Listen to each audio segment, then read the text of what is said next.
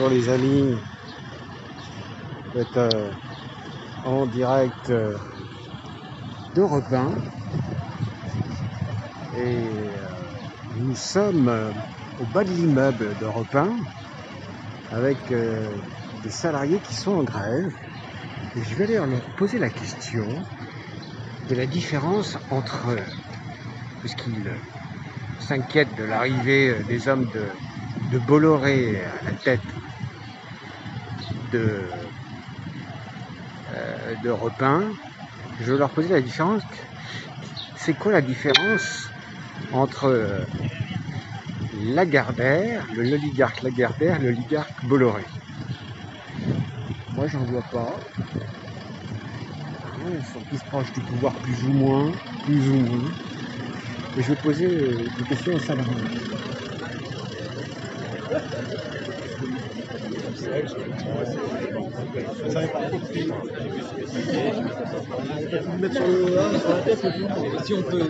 Bonjour, vous êtes salarié d'Europe 1? Oui. Je suis gilet jaune, je suis membre de l'organisation Oligarchy Watch, qui est un observatoire de l'oligarchie. Et j'ai envie de vous poser une question. C'est quoi la différence? Vous avez peur de l'arrivée de Bolloré, des hommes de Bolloré, si j'ai bien compris. C'est quoi la différence entre l'oligarque Lagardère et l'oligarque Bolloré? En quoi Bolloré est plus dangereux que l'oligarque Lagardère? Vous enregistrez ou pas là? Je vous enregistre pas le visage. Ouais, mais non, j'ai pas.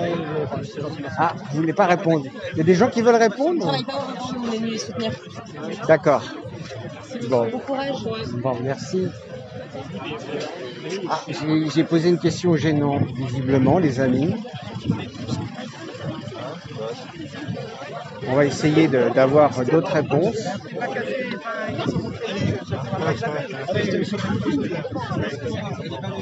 Vous êtes salarié Europe 1? Alors moi non. Lui, Je suis ancien salarié. ancien salarié, alors ils sont plus libres pour parler alors. Qui est ancien? Oui, normal, c'est moi qui suis ancien salarié. Mais... vous allez être plus libre pour me répondre. Parce que je suis gilet jaune de l'organisation Oligarchy Watch, qui est un observatoire de l'oligarchie. On se pose la question, on suit très près Lagardère, on suit très près Bolloré. On se pose la question de savoir quelle est la différence. Alors j'enregistre, mais pas votre visage, je tiens à préciser. Quelle est la différence entre Lagardère, l'oligarque Lagardère et l'oligarque Bolloré? Pour moi, c'est un peu la même chose. Je ne saurais pas vous dire. Vraiment, moi, pour le coup, je me suis pas, contrairement à vous, je me suis pas du tout spécialiste du sujet, donc je ne saurais pas vous dire. Vous avez vu Ramzi Kiroun déjà dans les locaux? Oui, je l'ai déjà croisé. Oui. Vous trouvez ça normal? C'est un mec comme Ramzi Kiroun, fasse pression sur la rédaction, des choses comme ça? À titre personnel, j'avais subi de pression, mais c'est pas un personnage très fréquentable, Ramzi Kiroun. Je ne le connais pas. Non, je suis désolé, je ne pense pas que je ne veux pas vous répondre, mais je veux pas dire des choses. Je connais pas ce garçon, je l'ai croisé, mais je l'ai. Parce que notre idée, c'est que en fait, les journalistes et les auditeurs prennent le pouvoir avec des scopes. Oui. Mais je suis pas exactement d'accord avec cette idée, mais je suis pour la liberté. Si, on lutte pour la liberté. Hein. Bon, bah, écoutez, merci, je vous remercie. Alors, on va essayer de trouver d'autres personnes.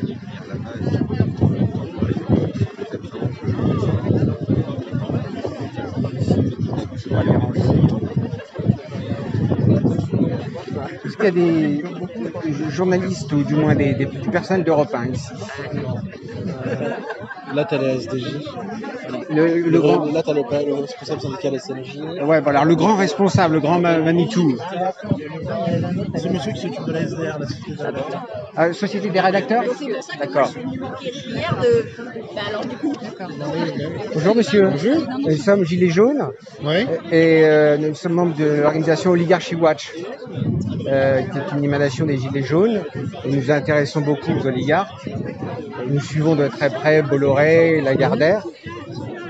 Et on ne comprend pas la différence entre Lagardère et Bolloré. Pour nous, c'est les mêmes. Merci. Alors je filme pas votre visage, juste votre voix.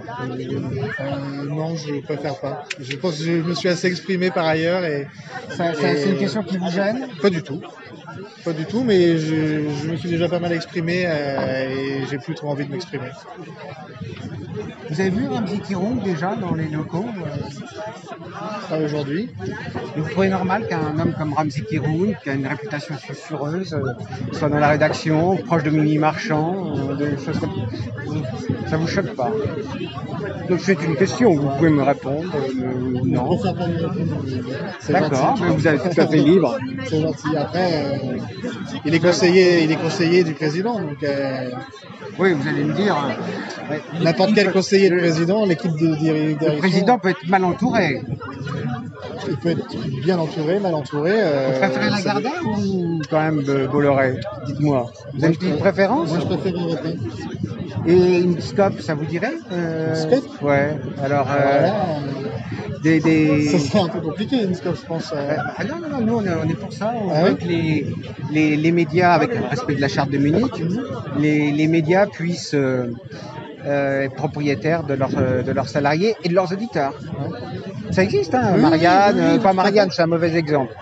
Parce qu'il est propriétaire de Katensky. Mais bon, il y a eu des. Jean-François Kahn l'a fait. Mediapart. Hein. Oui, tout à fait. C'est un bon modèle. Je pense que c'est compliqué en termes de. Je m'en rends pas compte en fait. Bon. En tout cas, je vous remercie. Je vous en prie. Je vais aller voir le grand patron de la SNJ. Ça marche. Merci. À l'évidence, il est fort. Bonjour monsieur. Je suis Gilet Jaune, membre de l'organisation Oligarchy Watch. Nous nous intéressons à l'oligarchie. Oui. Donc nous connaissons bien Lagardère, nous le suivons de près, Lagardère, bien entendu Oui. Bolloré. D'accord. Il y a une question qu'on se pose. Oui. Vous êtes libre de me répondre. Oui. Entendu. Quelle est la différence entre l'oligarque Lagardère Oui. et l'oligarque Bolloré? Pour nous, c'est les mêmes. Oui. Alors, moi, je vous dirais. Vous êtes le premier à me répondre. Ah bon, je vais vous dire, parce que moi, j'ai 39 ans d'Europe 1. J'ai travaillé sous Jean-Luc Lagardère, puis sous Arnaud Lagardère. C'est pas les mêmes. Hein. Non. Et moi, clairement, j'ai l'impression que sous Lagardère, y compris parce qu'on a beaucoup de reproches à faire, notamment à Arnaud Lagardère, ces errements stratégiques qui nous ont amenés là où nous sommes aujourd'hui, c'est-à-dire une radio qui a perdu énormément d'auditeurs et qui perd de l'argent, eh bien, nous avons, en termes de liberté éditoriale, moi je considère qu'on a pu faire notre métier sous Lagardère, même sous Arnaud Lagardère. Et même avec Ramzi Kiroum qui est dans les rédactions. Ah, bon. Je vais vous dire, faire notre métier. Moi, mon métier, c'est de faire, de faire des papiers, des sujets, des reportages. C'est pas d'organiser la grille d'Europe 1. Moi, je suis journaliste, j'interviens dans les tranches d'infos. Bon. Et je vous dis, sincèrement, il nous est arrivé par exemple à des moments où il y avait des affaires sensibles concernant le groupe Lagardère, avec notamment, il y a eu à un moment donné un soupçon de délit d'initié sur EADS. Eh bien, nous avons fait, c'est moi qui les ai faits, j'ai fait des papiers sur expliquant que Lagardère était inquiété pour un soupçon de délit d'initié sur l'affaire EADS. On l'a fait. Et on l'a fait sans difficulté. Et je n'ai eu aucune remontrance pour avoir fait ce sujet, par exemple. Donc ça ne vous gêne pas que Lagardère soit proche du pouvoir Ça, je veux dire. Nous, on est pour les scopes. Est-ce que ça vous intéresserait, une scope avec les salariés propriétaires de leur radio et avec les auditeurs sur le modèle du Mediapart hein. Il y a du boulot, vous allez me dire. C'est du boulot et ce qui est possible peut-être pour une rédaction numérique comme Mediapart l'est beaucoup moins pour une radio. Madame, alors, vous êtes du SNJ, vous êtes de Solidaire. Donc, oui. Quelle est votre opinion?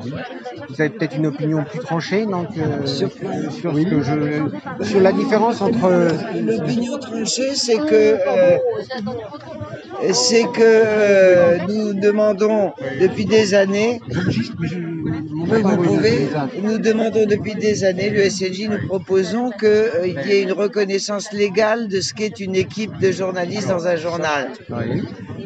Et cette reconnaissance légale lui permettrait de s'opposer collectivement aux pressions, aux censures éventuelles de n'importe quel patron, qu'il soit privé ou public. Et ça, on n'arrive pas à l'obtenir. Et pour nous, c'est une des multiples façons de pouvoir défendre la liberté éditoriale des journalistes. Est-ce que la seule façon de défendre la liberté éditoriale, c'est pas C'est la pas détention la seule, du... mais c'est une affaire importante. Oui, mais la détention du capital entre nous. Oui, mais tant que vous avez en France des citoyens qui ne veulent pas s'immiscer là-dedans, qui ne veulent pas rentrer dans des coopératives, on aura beaucoup de mal. Si ça arrivait, tant mieux. Mais en attendant, le fait de reconnaître les équipes éditoriales juridiquement permettrait aux journalistes d'avoir une conscience collective. C'est ce qui se passe au monde. Pardon ? C'est un peu ce qui est en train de se passer au monde. Non. Au monde, ils avaient une vraie reconnaissance. Quand est arrivé le trio Pigasse machin, ils ont perdu une grande partie de leur pouvoir, qu'ils ont un tout petit peu récupéré avec l'agrément qui a été signé pour empêcher le Xème actionnaire de rentrer. Voilà. Un tout petit peu, ils en ont récupéré, mais ils n'ont pas récupéré tout le pouvoir qu'ils avaient avant, qui était effectivement une ESDR exemplaire. Et vous êtes où, vous ? Moi, je suis gilet jaune de l'organisation Oligarchy Watch. Nous travaillons uniquement sur l'oligarchie. D'accord. Nous estimons, donc, nous sommes une sorte de d'observatoire de l'oligarchie. Donc, nous travaillons et nous estimons que c'est les oligarques qui détiennent le pouvoir, avec le pouvoir financier à côté. Et donc, je peux vous donner ma carte si vous voulez. Vous voulez que je vous donne ma carte ? Oui, bien sûr. Évidemment, il vaut mieux détenir le capital. Voilà. Ah oui, c'est intéressant. Et vous êtes ? Moi, je suis le professeur dans les gilets jaunes. C'est mon El Professeur. C'est mon c'est mon surnom. Et vous êtes madame ? Je vais vous donner ma carte. Voilà. Mais si vous voulez. Voilà ma carte. Vous êtes très gentil, Dominique Padalier. Voilà, voilà. Et je n'appartiens pas à Solidaire. Solidaire, c'est pas une confédération. D'accord. C'est une union de syndicats. C'est pas du tout pareil. Le SNJ fait partie de Solidaire ? Le SNJ a créé Solidaire. D'accord. Ok. Non, parce que c'est le grand syndicat de journalistes, le SNJ. Nous avons créé Solidaire parce que comme nous avons créé Solidaire qui s'appelait au départ le groupe des 10, on était 10. Et ce qui nous avait rassemblés, c'était qu'on était grandement majoritaire dans notre secteur. Donc on avait les impôts, on avait l'agroalimentaire, on avait les aiguilleurs du ciel, on avait... les impôts très puissants. Était prédominant dans son secteur. Et le SNJ qui est prédominant chez les journalistes. Voilà. Et on trouvait que c'était intéressant de faire de l'interprofessionnel. C'est devenu Solidaire, mais c'est toujours pareil, c'est le même système. C'est-à-dire chacun est maître chez soi. La différence entre Solidaire et Sud. Pardon ? La différence entre Sud et Solidaire. Sud, c'est une des parties solidaires. D'accord. Okay. Une grande partie. C'était quand même à l'extrême gauche, politiquement. Moi, je dirais qu'ils sont à gauche parce que l'extrême gauche, c'est pas pareil. Moi, j'ai connu l'extrême gauche. L'extrême gauche, c'est des gens qui posent des bombes. Or, c'est-à-dire des gens qui se battent par tous les moyens, y compris la violence. Mais tout le spectre politique français a changé et a glissé. Maintenant, l'extrême droite s'appelle la droite, etc. Et on appelle à tort l'extrême gauche, ce qui est seulement la gauche. Moi, je me souviens quand Besancenot, pour ne pas le nommer, s'est présenté à l'élection présidentielle. Moi, j'ai voté pour lui parce que c'était les idées de gauche, c'était pas l'extrême gauche.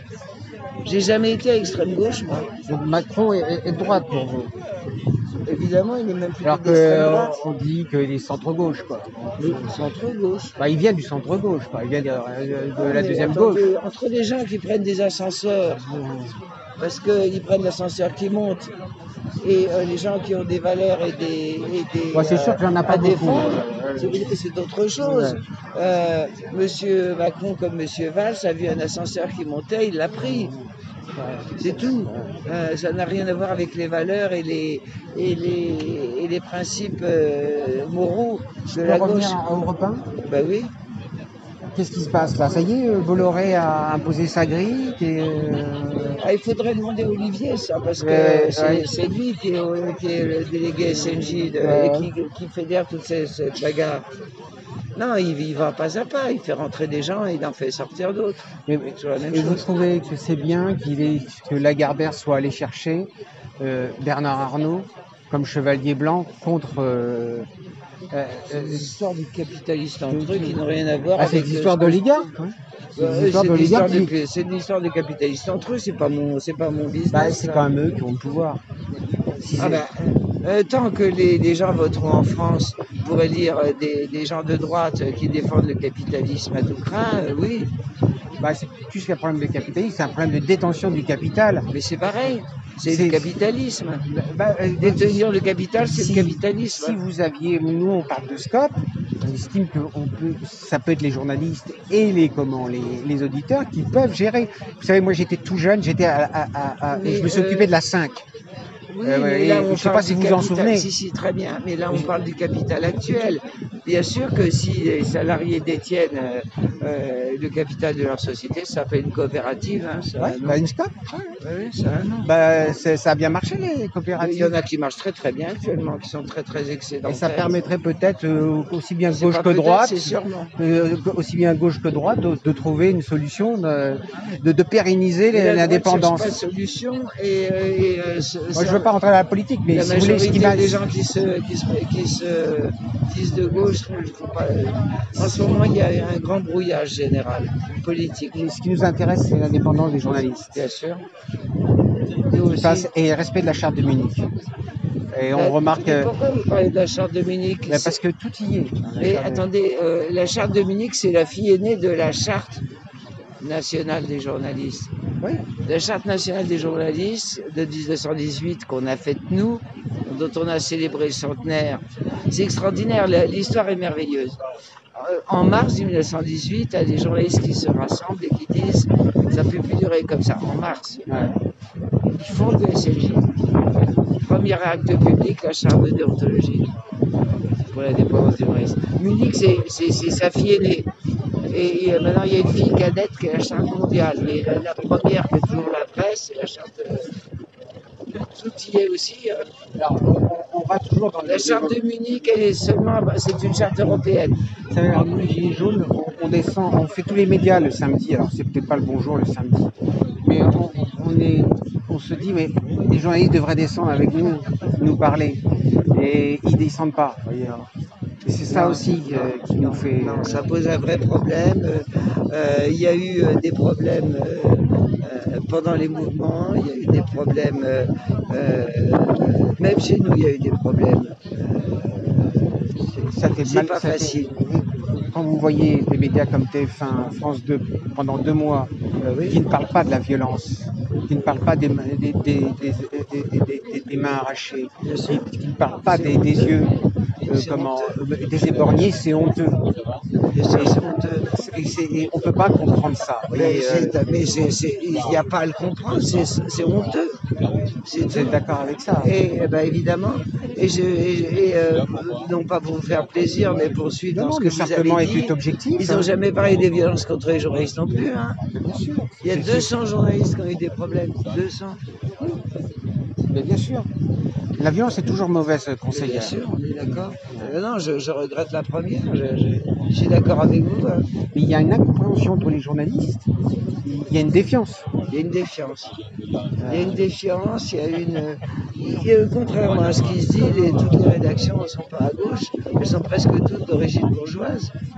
Alors, c'est un mot un peu connoté sur le plan politique, mais c'est une réalité. Les bourgeois de gauche, les bobos. je sais pas trop bien ce que c'est que les bourgeois de gauche, honnêtement. Il y en qui a votent eu à une Macron. époque, mais Il y là en a on en beaucoup. Ah non, Macron, c'est pas du tout. C'est pas. Non, mais je veux à dire que gauche. beaucoup ont voté Macron en 2017. Quoi. Bon. Je sais pas, moi j'ai voté blanc alors. Je me suis fabriqué Et nous, un on vote papier plus. exprès. On vote plus. Ah, bah, vous devriez voter quand Bah, même. non, mais on est Vous pour devriez la démocratie directe. Nous. Oui, non, mais vous devriez quand même voter. Démocratie Moi, je me suis directe. fabriqué un papier, je me suis fabriqué un papier blanc, je suis allé voter blanc. Ouais. Ah ben oui. Il faudra que le vote blanc soit reconnu. Ben j'espère. Bon, Bien. ben, bon courage à nous tous. Hein. Ah ouais, alors vous avez des gens que je peux encore interroger, ou une autre personne pour terminer, là, que vous qui connaissez bah, toujours sur la Gardère et Bolloré, c'est un peu notre spécialité. Vous pouvez éventuellement interviewer Isabelle Garrido, qui est la patronne du média Les Jours. Ah oui, mais les jours, c'est pas... C'est sur Internet. C'est pas sur Europe. Internet. Non, Europe, vous avez Olivier, vous avez cette dame qui a parlé pour Olivier, l'Alliance. il a refusé de répondre à ma question. Il l'a trouvée trop gênante. À quelle question? Je lui ai dit quelle est vraiment la différence entre la Gardère et Ben Bolloré. non, il vous a répondu qu'il avait toujours été libre sous la Ah non, Gardère. non, c'est pas Olivier. C'est pas Olivier, est c'est là, un autre. mais l'autre là. Ah. Je veux pas le montrer du doigt, mais voilà. Du coup, je ne connais pas d'autres. Vous en connaissez pas À d'autres. bientôt. À bientôt. Puis bon courage. Hein.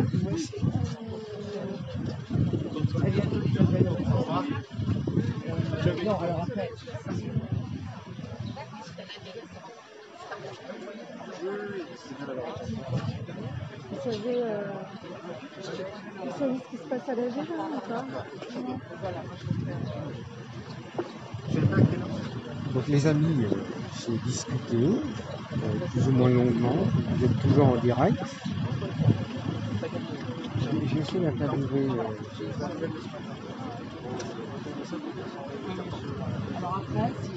Vous êtes d'Europe 1, monsieur? J'étais. J'étais d'Europe 1, ça m'intéresse. Je vous en prie. Je suis gilet jaune, membre de l'organisation Oligarchy Watch, Oui, qui est un observatoire de l'oligarchie. oui. Nous ciblons les oligarques. Donc nous nous intéressons beaucoup à la Gardère, beaucoup à Bolloré, beaucoup à Arnaud, qui sont derrière tout ça. Oui. Vous êtes bien d'accord? Vous enregistrez là? Ah, j'enregistre juste votre voix, mais je n'enregistre pas votre visage. Je tiens à vous le Oui, signaler. mais il faut le dire. Ah oui, alors je le dis, excusez-moi. Mais oui, Je n'enregistre pas jamais les visages. mais vous enregistrez la conversation. La conversation. D'accord. Voilà. Excusez-moi de ne pas vous l'avoir Oui. précisé. Donc vous étiez à Europe 1 et vous étiez rédacteur, vous étiez journaliste? Oui, tout simplement. Vous avez connu le père Lagardère, alors. Oui, j'ai eu la chance de le croiser. Oui. C'était de la belle époque. C'était la belle époque. C'était un homme qui prenait les sujets à bras le corps. Il y avait eu d'abord on pouvait le rencontrer sur le terrain et on pouvait parler avec lui.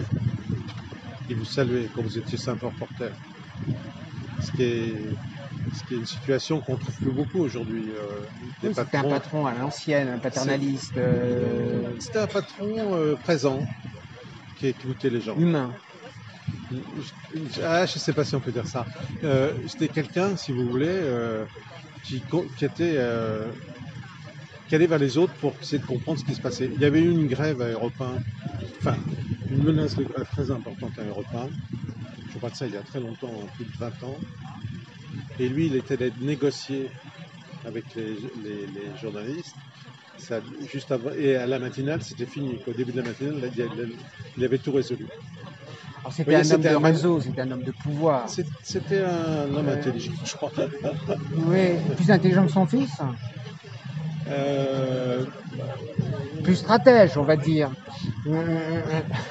Pour être. je ne connais pas assez le fils pour Ah, vous avez quitté il Europe y 1. a longtemps, il y a 10 ans. Il y a 10 ans, mais il n'y a pas si longtemps que ça, parce que Arnaud Lagardère est mort en 2003, si mes souvenirs Oui, sont c'est exacts. Donc son fils. Et il y a quand même une petite grande différence. Quand même, est-ce que vous pensez que son fils aurait pris comme bras droit Ramzi Kiroun? Non, mais si vous voulez, pour moi, c'est le père qui m'a. C'était quelqu'un d'extraordinairement. Quand on le rencontrait, c'était quelqu'un qui vous frappait. Bon, maintenant, Après, C'était un capitaine d'industrie. C'était un industriel aussi. oui, C'était- puis c'était aussi quelqu'un qui prenait des risques calculés. Il a fait beaucoup de choses. Ouais, moi, je veux vous dire, j'étais responsable des comités de soutien de défense de la 5. Donc, j'en ai pas un très bon souvenir. À titre Vous étiez personnel. quoi J'étais tout jeune à l'époque. Ouais. Et j'étais responsable des comités de soutien de défense de la 5. Ah oui, de la Cinque. Oui. Bon, donc j'ai vu ce que Lagardère a Vous avez fait. travaillé à la 5. Pas du tout. J'étais tout jeune, je sortais de la fac. Et Jean-Claude Bourret m'a donné cette responsabilité à Ouais. l'époque. Et donc j'ai vu un peu.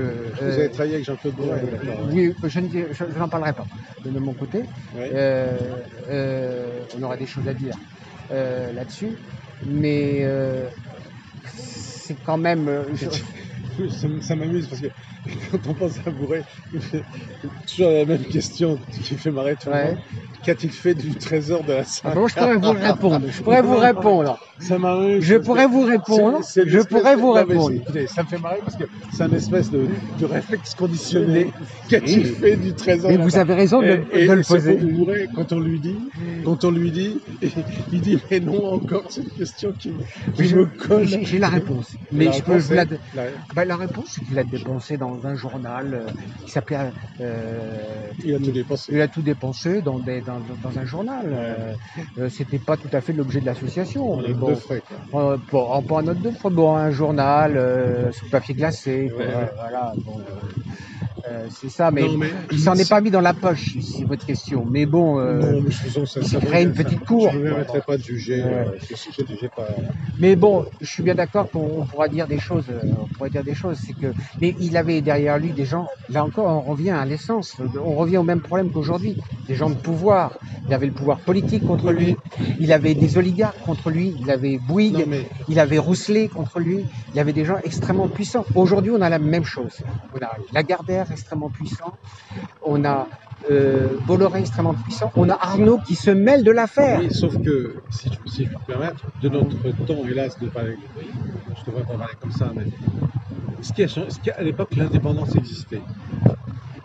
Le journaliste, vous étiez européen, avait une réputation d'être une radio sioniste. Et c'est vrai que vous faisiez beaucoup de reportages en Israël, bon, etc. Mais c'était une radio indépendante. Le journaliste n'était pas muselé. On ne lui disait pas tu vas raconter ci, tu vas raconter ça. Il racontait ce qu'il voyait, car on l'envoyait pour raconter et voir ce qu'il voyait. C'est ce que j'ai fait pendant plus de 20 ans. C'est formidable. Et ce que je regrette aujourd'hui, c'est que il y a beaucoup de on-dit, il y a beaucoup de fausses informations. Et c'est fini ce temps-là. Maintenant, on envoie un reporter parce que BFM y est, mais c'est une autre société. Et je ne sais pas si c'est vous voulez dire c'est la faute à un machin, un truc. C'est une autre forme de vie. Je remarque une seule chose, c'est que 90% des médias appartiennent aux oligarques. Mais ça n'empêche pas de faire des... Nice Matin vient d'être acheté par Xavier Niel. Non, mais si vous voulez, Les ça n'empêche pas le monde d'être complètement indépendant. Le Vous voyez ce monde que je n'est veux pas dire indépendant. Xavier Niel est Non. derrière. Non, mais si vous voulez me dire qu'il n'y a pas de presse juste, je ne suis pas d'accord avec vous.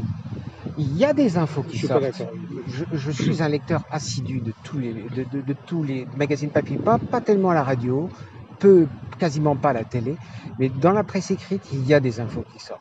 Mais il faut les chercher, il faut les trouver. Et quand ça passe pas, vous savez, une rédaction, il y a toujours le rédacteur en chef qui est là. Vous connaissez ça. Oui, je connais. Mais ce que je veux dire, c'est que de toutes les affaires, d'abord, de toutes les affaires qu'on a pu traiter en 40 ans, la vérité éclate toujours, quelque part.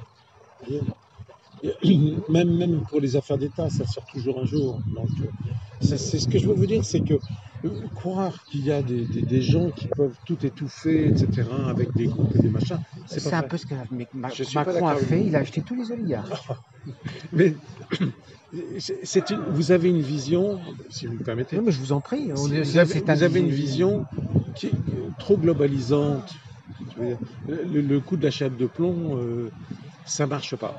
Mais La preuve, c'est que vous êtes là, je suis là. oui, mais attendez, on en a pris des coups. Donc là, les policiers sont partis, mais je peux vous dire maintenant, quand je vois un policier, Ce que vous trouvez normal, et je vais terminer par là, parce que Oui, on termine là. je crois que vous êtes pressé. Ouais. Vous trouvez normal que pendant 2 mois, les grands médias n'aient pas parlé des éborgnés, gilets jaunes, n'aient pas parlé des personnes qui ont perdu des bras, des mains, pardon. Pendant 2 mois, ça a été le cas. Les grands médias. Et Moi, ça me donne est-ce que vous lisez un peu le Mark Endevel? Non, c'est qui ça? Mark Endevel, c'est le grand spécialiste de Macron. Je vous invite à lire Le Grand Manipulateur. C'est un journaliste très reconnu. Bon. Vous attendez Hélène Il enregistre sans le dire. Non, ça n'existe pas. Mais vous êtes, Bien, hein, on n'a jamais fait ça, nous. vous êtes une journaliste à Europe 1? Je suis pigiste à Berlin. Ouais. À Pigiste à Berlin. Ouais. Alors, moi, je suis gilet jaune de l'organisation Oligarchy Watch, qui est un observatoire de l'oligarchie. Voilà. D'accord. Alors, Donc, donc, il traque l'oligarque. l'oligarque. Donc là, Alors, on est moi, en je plein. suis pigiste à Berlin, j'ai pas trop vu l'oligarque. Bah, les médias allemands sont beaucoup plus libres, semble-t-il, que les médias français. Ouais, enfin, le groupe Springer, Ouais. c'est quand même. Bertelsmann. Les conseils d'administration de tous les grands groupes allemands ont une représentation des salariés. Ça, c'est dans la culture allemande. Voilà, exactement. Non, puis la culture du compromis. Non, mais ce que j'explique à monsieur, c'est qu'on peut faire une radio indépendante, même si on est dirigé, même si on est financé et dirigé par un groupe. Non, mais moi, j'ai Mais il ne veut couvert. pas le croire. J'ai Ah ben moi, on j'ai croit couvert plus. le G7 à Heiligendamm, les machins, etc., alors que Sarkozy arrivait, etc., Voilà. avec des altermondialistes français qui refusaient de me parler, alors que justement, je passais 4 jours avec eux Ouais. pour les écouter. Et là, je me disais, mais les gars, je suis là, je bouffe vos lentilles véganes servies dans les poubelles, je dors chez l'habitant au fin fond du Mecpom, j'habite dans ce pays, je suis, enfin voilà, et je suis là justement pour couvrir cet aspect-là du G7. D'accord. Il y a quelqu'un qui couvre la politique, il y a quelqu'un qui couvre l'éco, et moi je fais les à côté. Eh ben oui. Et il voulait pas me parler. Mais oui, mais il y a justement cette défiance entre les journalistes et les. Je dormais dans les Et bois les pendant 3 militants. jours avec eux. Enfin, Ouais. ils veulent quoi, C'est quoi. l'immersion, ça. Non mais oui. vous voulez quoi? Enfin, Mais c'est ça. Vous êtes un puriste, en fait. Non, je suis pas un puriste. J'aime la charte de Munich, le respect de la charte de Munich. J'aime les journalistes indépendants. Et je pense que la détention du capital est primordiale en la matière. C'est-à-dire que si vous voulez vraiment être libre, il faut passer par des scopes aujourd'hui. Alors ça. Non, mais moi, je vais vous dire quelque chose. Moi, je suis pigiste. Ouais. J'ai jamais été. Enfin, je suis salarié de facto parce qu'en tant que pigiste, on est salarié. Mais j'ai jamais été affilié à une seule rédaction. D'accord. Je travaille pour plein de médias différents, des médias français, des médias allemands, plusieurs médias français, différents grands groupes, etc., etc. Je pense que je suis particulièrement libre. C'est-à-dire que là, moi, je ne suis pas Europe 1. Je travaille pour Europe 1 depuis 17 ans, en étant particulièrement libre, en travaillant pour des médias allemands, des médias québécois, des médias belges. C'est peut-être votre force, parce que vous pouvez travailler avec plusieurs médias. Si vous Non, êtes, mais ce que pas je veux trop dire, lié. c'est que j'ai pas l'impression de, entre guillemets, coucher avec les Bosch Voilà. jusqu'à présent en travaillant pour Europe 1. Ouais. Et je le dis d'autant plus librement que je vis chez les Bosch et que je prends la nationalité allemande. Donc Non, voilà. Mais ce que je veux dire, c'est Arnaud que. Lagardère est très proche du pouvoir. On sent que la ligne éditoriale était quand même très proche du pouvoir jusqu'à depuis. Moi, j'avais l'impression quand j'écoutais Europe 1 d'avoir un France Inter bis. Vous voyez, qui est réputé comme une radio macroniste. Quand il y a Tiffaine Ozière qui est interviewée. Non mais ça date depuis que Macron est arrivé. Voilà, Donc Macron. c'est ce qu'on Le dénonce, problème, là, c'est surtout Macron. C'est Macron qui a acheté les oligarques et qui Mais aujourd'hui. vous auriez pu dire pareil de Sarko, de Beaucoup moins. Chirac, Sarkozy. de Giscard. C'est Beaucoup ça. moins. Alors jusqu'à c'est autre chose. C'est une époque où il n'y avait pas le, où il y avait. Non mais voilà. Donc c'est. Non mais aujourd'hui, Non, mais on a moi, l'impression. je peux vous assurer qu'en 17 ans d'Europe 1, jamais personne ne m'a dit quoi dire, quoi écrire. Et je vais vous dire quelque chose. Je n'ai jamais eu à refaire un papier. Ah, d'accord. Mais c'est important. Jamais. C'est important, hein. Parce que Et vous êtes sorti de quelle école? je suis sortie du CFJ. Du CFJ. Non, mais c'est important, ça. J'ai jamais eu à refaire un papier. Demandez à RMC, à BFM, etc. Les journalistes, ils arrivent, on passe leur temps à leur dire de refaire des papiers. Ouais. Quand vous, Ah, c'est ici à intéressant. Europe 1, Alors, jamais j'ai refait un vous papier. venez de dire une chose extraordinaire. RMC, BFM. Non, mais pas parce que ça correspond pas à la ligne, parce que les journalistes sont pas bons. Non mais moi j'étais correspondant à Toulouse. J'ai fait un papier sur un député qui m'a valu beaucoup d'ennuis, mais il est passé. Vous comprenez? C'était une autre époque aussi, Non, mais- la vôtre. Non, On mais- n'est plus sur... Non mais si vous voulez, on assumait nos papiers. Ouais. Vous voyez, on a- moi ce qui me fait peur, c'est de voir un type comme Ramzi Kiroun qui rôde dans la rédaction d'Europe 1. Ramzi Kiroun, c'est le parrain Oui. des communicants de Macron. Donc c'est ça qui me fait peur. Surtout que le type a une réputation sulfureuse, avec des SK. Non mais Donc- tout ça c'est du Flore, vous n'avez pas été journaliste. Non mais écoutez, Non, mais c'est ça, le problème. C'est que ça se passe pas mais comme ça. soyez pas condescendants. Non, mais, mais ça se passe pas comme ça. Dans la réalité, dans la vraie vie. Ça se passe pas. oh, c'est comme ça. plus, c'est beaucoup plus fin. Dans je la suis vraie d'accord. vie, non, dans la vraie vie, ça se passe comme d'abord, c'est très rapide. Parce qu'il se passe des trucs, il faut les découvrir tout de suite. Et ça va très vite. L'avantage du Et- numérique peut-être, et ça c'est vous pas donne de la qu'il y a- il y a liberté. pas Non, de la radio aussi. De La la- radio, la c'est radio, Il n'y a c'est pas le quelqu'un média. qui est derrière vous qui vous dit ça. Vous êtes à l'antenne, vous dites des trucs. Voilà, et vous les assumez après. Voilà. C'est ça le truc. Et vous savez, moi j'ai des journalistes qui m'ont dit on s'auto-censure. À Europe 1? Pas Europe 1, hein, Ah je ben parle. voilà. Et c'est justement ça qu'on Donc- veut pas. C'est que jusqu'à présent, J'ai on beaucoup on de s'est journalistes jamais qui m'ont dit on auto-censuré. s'auto-censure. Alors moi je vais vous dire quelque chose. Il m'est arrivé de faire des papiers sur EADS en Lagardère. Alors on me l'a était- dit tout à l'heure aussi, ça. Ouais. Parce que Berlin, l'Allemagne, il y avait l'Allemagne qui machin, Airbus, Mercedes, tout ça, etc. Et donc, mais Daimler, jamais je n'ai pu dire, jamais je n'étais entravée dans mon travail correct de journaliste. Ouais, c'est ça. En travaillant pour cette maison. On Mais assumait nos trucs. Mais et c'est ce qu'on redoute là, c'est qu'effectivement, que ça soit plus possible. Mais ça marche pas quand même parce que ça va trop vite. de toute façon. Regardez, à TF1, ils sont pas libres. Bouygues, ils sont pas libres. Vous regardez LCI, ils sont pas libres. C'est une... Il y a Non, un c'est ceux que penchant. vous voyez, c'est ceux qui montent leur tronche et qui sont Voilà. éditorialistes, et eux, c'est pas du journaliste, c'est des éditorialistes. Moi, Ça, ça c'est pas m'énerve. pareil. C'est ça, Et il y a du du- coup, on confond. Je veux dire, le journaliste qui est sur le terrain. Ouais, c'est ça. Le journaliste qui est sur le Ils n'ont terrain. pas eu. Le journaliste qui est sur le terrain, voilà. Par contre, le problème, moi, c'est ça. Moi, c'est pour ça que moi, je me bats. Je me retrouve là, je vais avoir les élections en Allemagne, le Mhm. 26 septembre.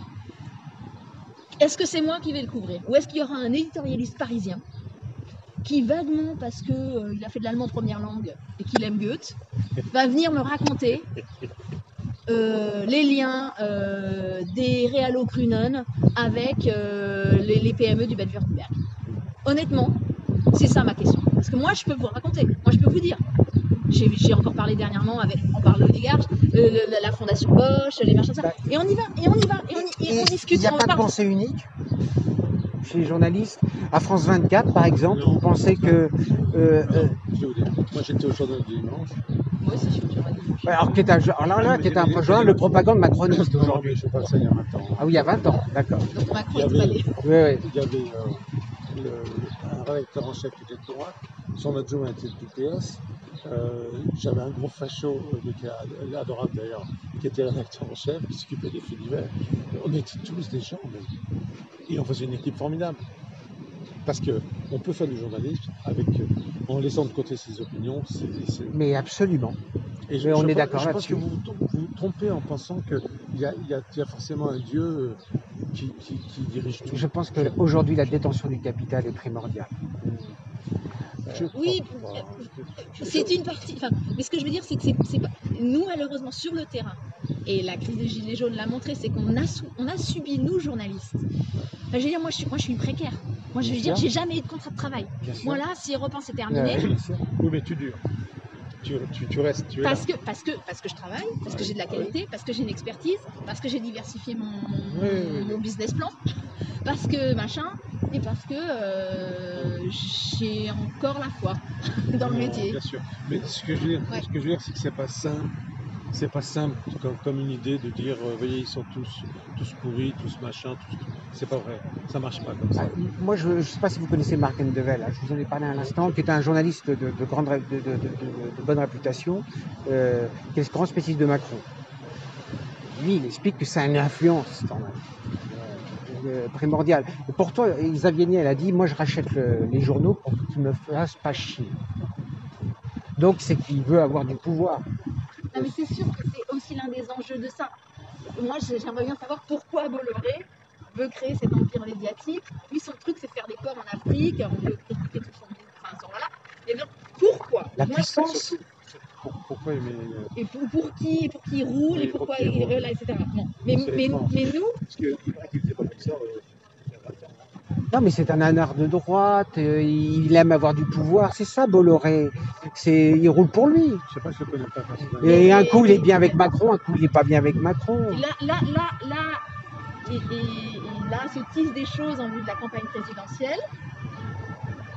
Est-ce qu'il y a un agenda politique derrière? Mais nous, je peux vous dire que nous, justement, on veut continuer. Est-ce que tout simplement, Catherine je vais vous poser. qui travaille ici depuis très longtemps, elle a bossé avec Cohn-Bendit. Enfin, est-ce que je peux, finalement, est-ce que CNews apporte pas, je vais vous poser une question vraiment provoque, CNews apporte pas de la diversité?